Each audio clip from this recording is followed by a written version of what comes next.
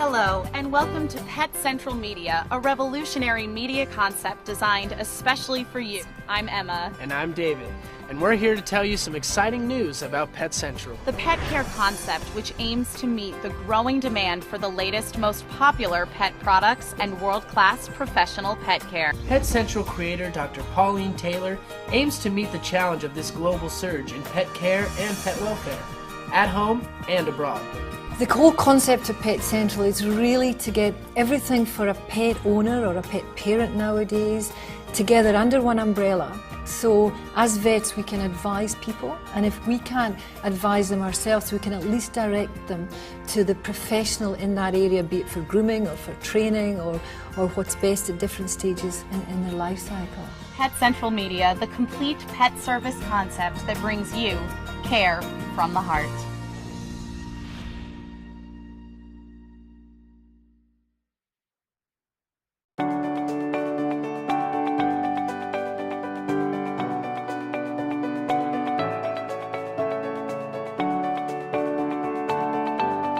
Hi, I'm Dr. Pauline Taylor. Welcome to our veterinary question and answers. We have a great question today. Dr. Rianne Kwok is going to give you her answer.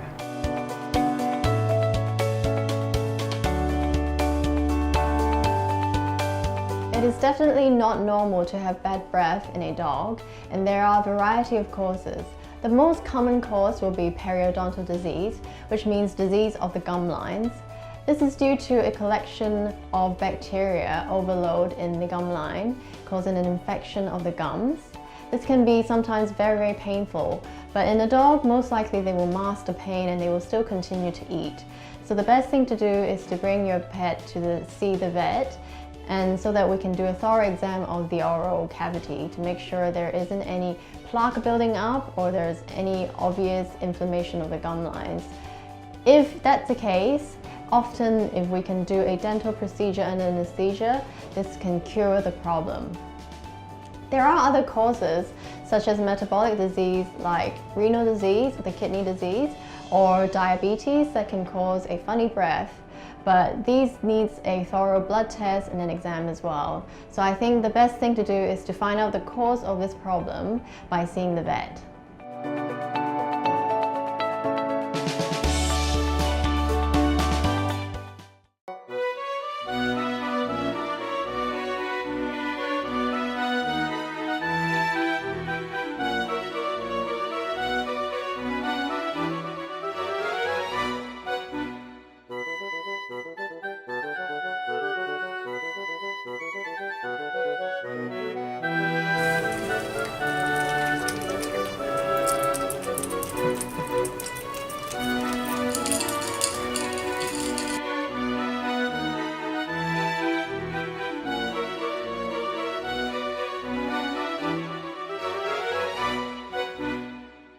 Here are 4 tips to keep your dog safe and happy during Halloween.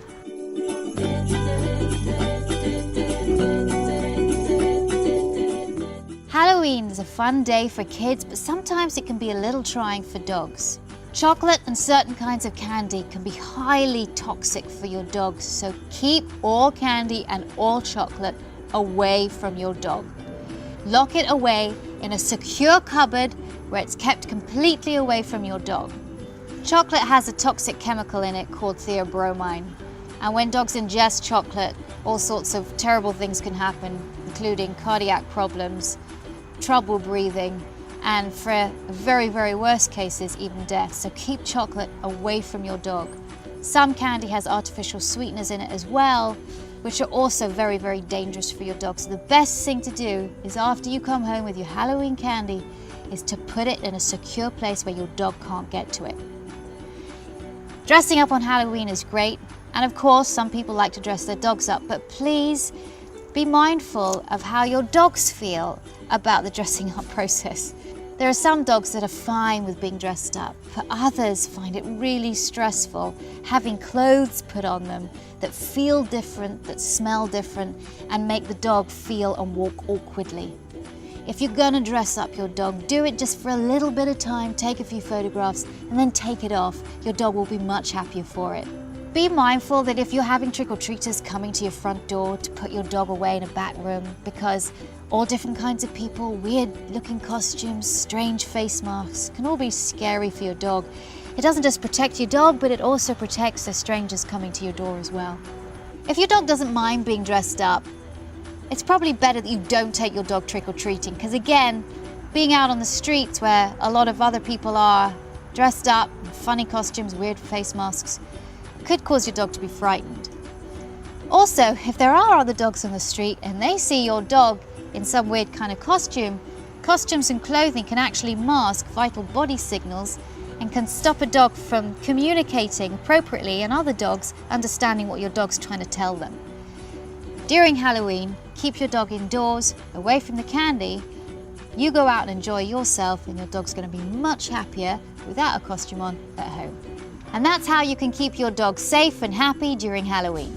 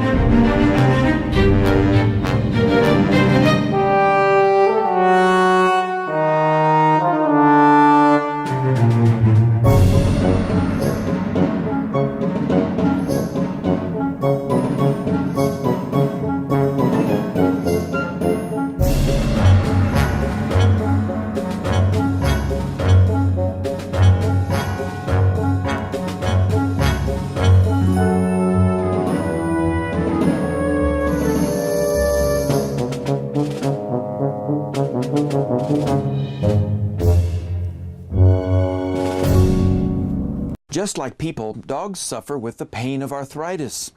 Newer pain relief drugs are now available. The benefits of these drugs have been proven, and new research and experience trials are showing great results. It's been reported that up to 1 in 5 of our dogs suffer from arthritis. And just like us, they want relief from their discomfort. Non-steroidal anti-inflammatory drugs, or NSAIDs, approved specifically for pets, have had a big impact in veterinary medicine. Similar to NSAIDs for people, these drugs bring a great deal of promise to dogs suffering from arthritis. Knowing how NSAIDs like ibuprofen have helped them, many owners have eagerly accepted their veterinarian's recommendation to try the NSAIDs approved for their pets. By blocking key enzymes in the cell, NSAIDs stop inflammation, which in turn lessens the pain and discomfort of arthritis. For most dogs, this treatment helps greatly in easing their pain. Although these drugs can cause problems, following your veterinarian's advice might reduce the side effects. Routine blood screens and regular rechecks are very important. The good news is that the focus of the newer NSAIDs is on safety while maintaining good pain relief for the pet. With millions of dogs affected by arthritis in the United States and Canada, pet owners are anxious to find a safe medication that will help their pets. These newer NSAIDs may just be what the doctor ordered. Some of the adverse reactions to these medications are due to incorrect dosing by the pet owners trying to make their pets more comfortable. You should always follow your veterinarian's instructions. Also, never mix these drugs or use them with over-the-counter medications. I'm Dr. Jim Humphries, reporting. Do pets talk? Stay tuned for that and more on Pet Central.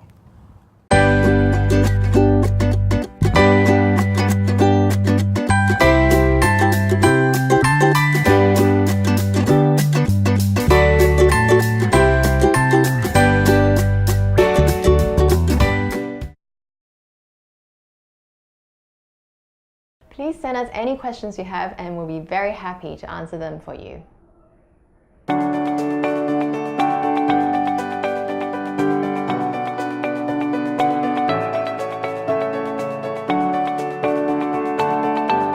Hi, I'm Dr. Pauline Taylor. Welcome to our veterinary question and answers. We have a great question today. I'm going to answer this question.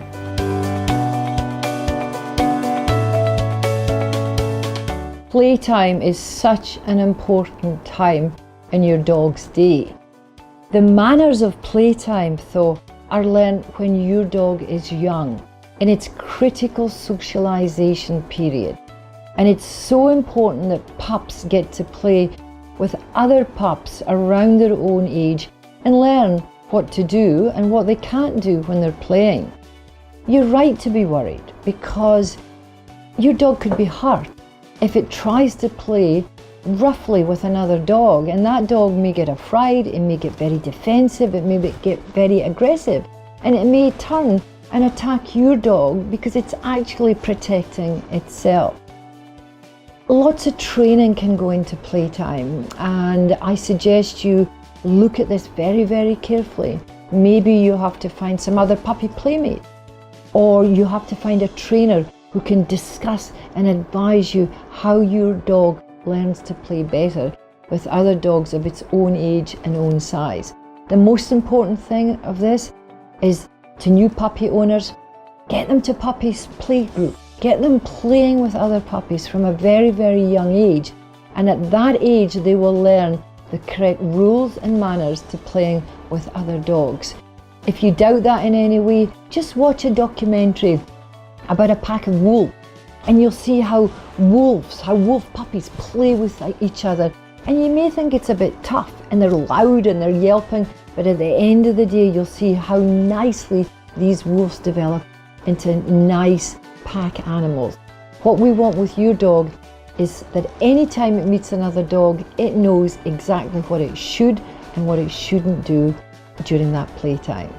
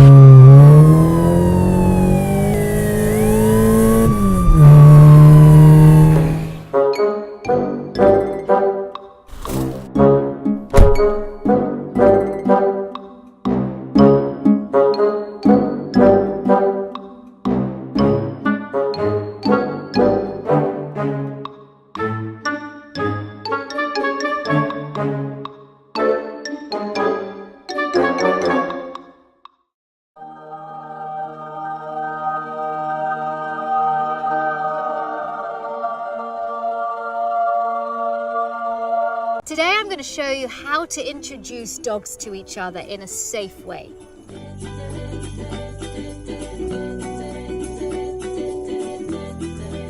Make sure when you bring the dog up to greet another dog for the first time that your leash is really nice and relaxed. What Amy and I will make sure is that our leashes don't get tangled. Once the dogs have greeted each other, it's really important just to take them for a walk, move it, because sometimes if you just hang out there and stand there, the dogs have nowhere to go and they might get a little frustrated or a little scared with each other, and then there might be an altercation. But as long as you move it, it gives the dogs other things to do. Whenever you're having two dogs greeting for the first time, always make sure it's on neutral territory. That's why we've come out to this park. Altercations can happen when you bring the new dog right onto the existing dog's territory without any warning whatsoever, or your friend brings around her dog onto your dog's territory. Introducing dogs on neutral ground, take them off leash. When dogs are off leash, they have more of the ability to act naturally, more than they do when they're on the leash. Go run, go run, go play, go on. When the dogs are playing like this, it's really important just to monitor their play. If you think that one dog is maybe overpowering the other, then you can intervene. Now Jasmine's female dog chases a male dog.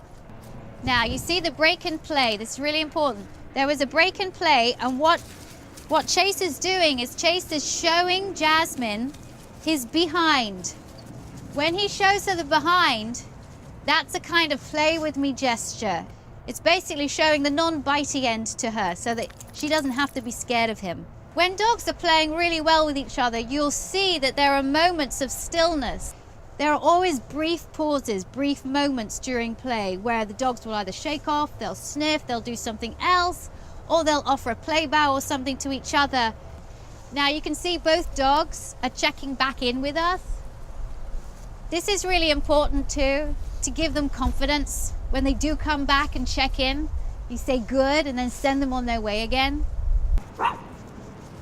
Even though she's barking, I'm still going to allow her to go up. This is Amy's other dog, James Dean. Jasmine was a little bit afraid of him to begin with because he's a lot of a bigger dog. Now if it gets to the point now where you think you can let the dogs off, you think it's safe to do so. So really maintain both dogs whilst they're off leash. And if things get too much, especially for the little dog, then obviously call the dogs back to you, put them back on leash so as not to overwhelm any of them. If the dogs don't want to play together, that's absolutely fine. Just as long as they're just hanging out and existing in the same area and nothing bad is happening, the dogs don't have to play with each other. Socialization, when two dogs are socializing with each other, doesn't necessarily mean that the dogs have to touch each other. Socialization is also about just being in somebody's presence. I don't use toys at the moment, I don't throw sticks, I don't do anything, because while the dogs are getting to know each other, I want them just to hang out with each other. Amy has two dogs, and I didn't want to overwhelm Jasmine by making her have to greet both dogs at the same time. So what I like doing is to allow the dog to greet each dog separately, and then when the new dog that you're introducing is comfortable with both dogs by themselves, then you can have both dogs together. Hello. Okay. Now I think it's okay to let them all off. All right. Are we ready?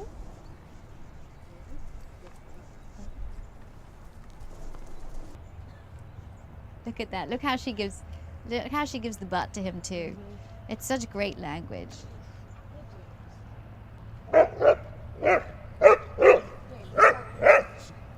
James got a little bit feisty with the two dogs playing with each other, so Amy just called him off. And that's what you can do with your dogs. Don't forget that when you've introduced dogs to each other in neutral territory and then you go home, if you're having a dog that you're introducing to your family for good, make sure that those dogs are fed separately, at least for the first couple of weeks. Toys are given to them separately and chew time is separately. Every dog is going to need to have space away from each other for parts of the day. Make sure that good things happen to each dog when they're in each other's presence, and also take them out for a walk. Doing great physical exercise and great fun activities with your dogs will really help their relationship grow.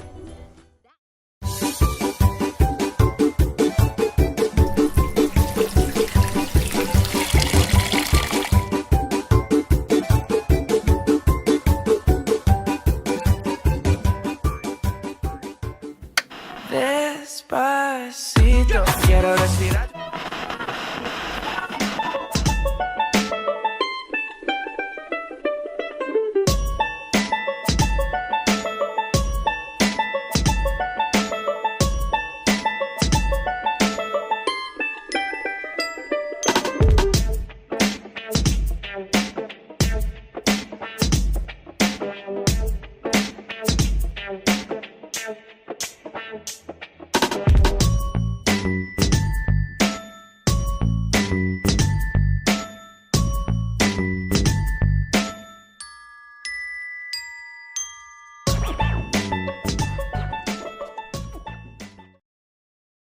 Whether it's a rock or a stick or even an occasional light bulb, strange things are showing up in our pets' stomachs.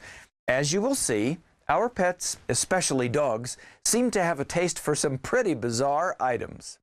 It may seem unlikely and certainly unappetizing, but objects like this 7-inch steak knife are routinely removed from the stomachs of our pets. Even more surprising, our pets seem to recover without any lasting effects. In a recent contest, X-rays from across the country were reviewed for the oddest and most unusual objects eaten by pets. Common items include sticks, as in this case of a stick over a foot long. Clothing, pantyhose, and other soft items are quite common, and even rocks like this one. Another popular find, fishing weights and lures. In this case, more than 9 pounds of fishing weights in this dog's stomach.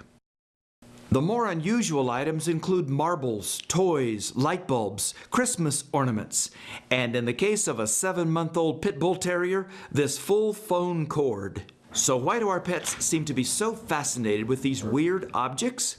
Obviously, items with a food scent on them might be mistakenly swallowed.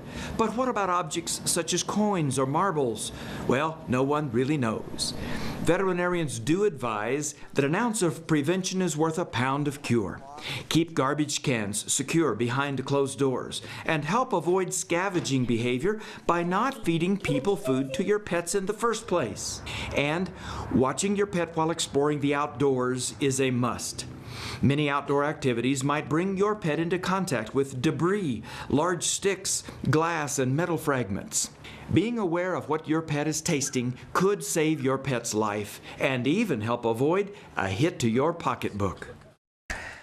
Luckily, all these stories had happy endings. Each pet left the hospital the next day wagging their tails, thanks to the skills of the family veterinarian and the whole healthcare team.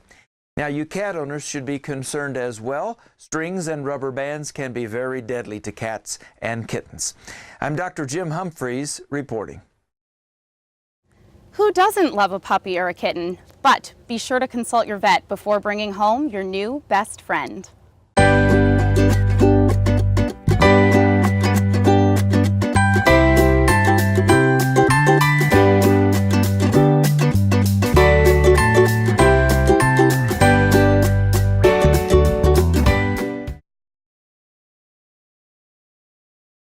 If you have any more questions, whether they're big questions or little questions or interesting questions or boring questions, please post them online and I'll be happy to answer them for you.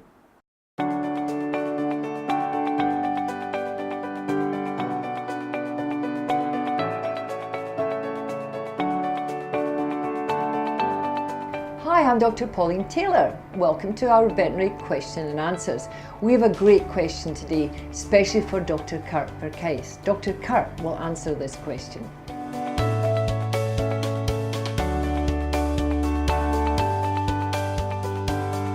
So the reason that Scottish Fold have health problems is the same reason that their ears fold over.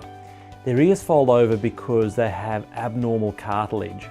Cartilage is the soft parts of bones, and in the ears the cartilage normally holds the ears up pricked, and in Scottish Fold they fold over. But the problem is that they also have cartilage problems everywhere else that cartilage happens, including in all of the bones. As part of the process of growing a bone, the cartilage changes to bone over time, and the cartilage is abnormal in Scottish Fold. So they end up with misshapen bones. Also, cartilage persists in joints, and in joints it's important for joint function to allow joints to move smoothly. And when the cartilage there is abnormal, you end up with arthritis or misshapen joints that can't work very well. So as a result of that, many Scottish Fold cats have problems with normal movement or with joints.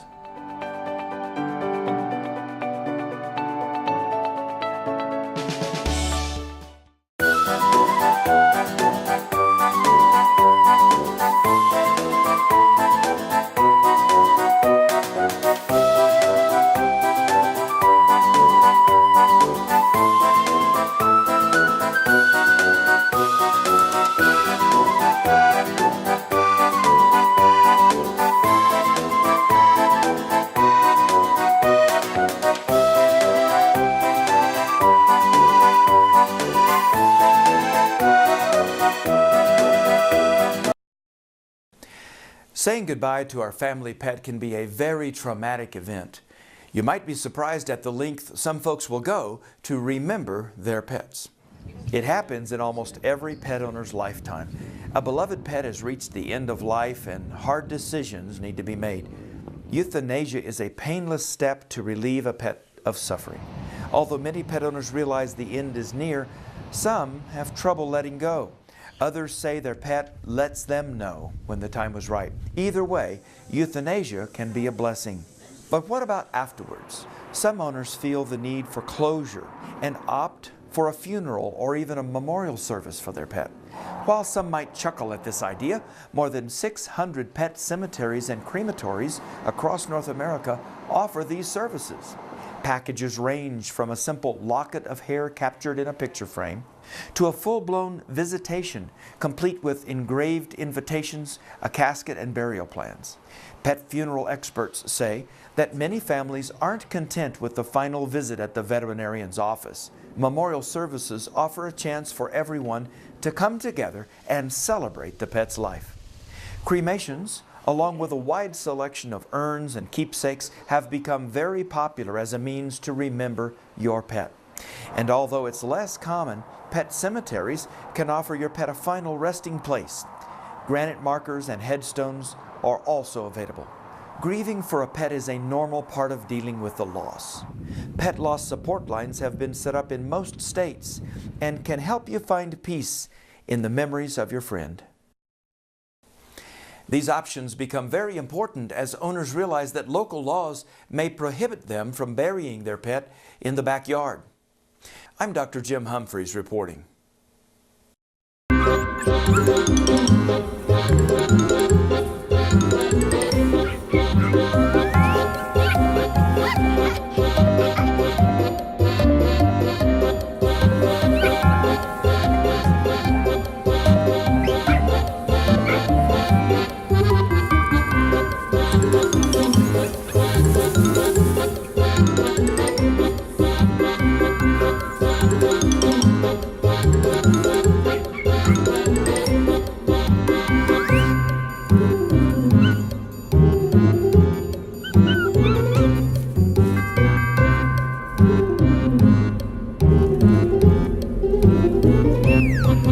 You can cue your dog to go into his crate by teaching him a cue word, such as go to bed.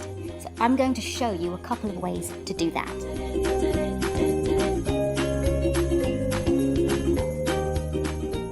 You can actually teach your puppy to go into his crate on cue. And this is what I'm going to do now. I'm going to place a treat in the crate, and as puppy goes in, I'm going to give the cue, go to bed. Go to bed. Good boy. Good boy. You can actually see that he's working out so quickly that this is where the good stuff happens. So he just stayed in his crate for a couple of seconds to see if he would get anything else. Go to bed. Good boy. Now I use a lure with my hand in the crate with the treat coming through with my hand here, and I'm going to tell him to go to bed. Let's see if he can work it out. As he goes into the crate, I'm going to give him the cue word so he begins to associate the action of going in the crate with the word. Let's watch him work out how he's going to get that piece of food. He's got to go in his crate to go get it. As he's going to go into his crate, I'm going to tell him to go to bed. Go to bed. Good boy. Good boy. Nice. Go to bed. Good boy. After repeating this a couple of times, you're just going to use your hand as the lure without a treat in there.